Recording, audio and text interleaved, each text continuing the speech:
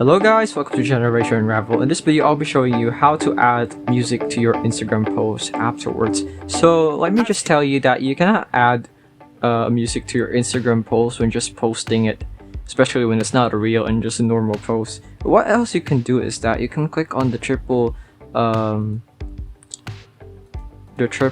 dots here on the top right, and you may try some things here like edit, but no, actually edit does not do anything. What you can do is create reel from this post and click this button here, and it will send you to the reel creation page of Shikes. Alright, so now it's going to be loading your post, and now you're going to be able to add music to your post, whichever you want, because this is the only way that you can add a music to your post, by turning it into a reel. So let me just choose some music that would fit my post well. So now it's going to be processing the video, which might take a while depending on your internet connection.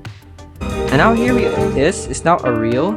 It's now a post with music. You have the option to change, to add filters, to edit the video, or even add more clips. And yeah, you can write a caption and you can share this one, but for me, I won't be sharing it yet.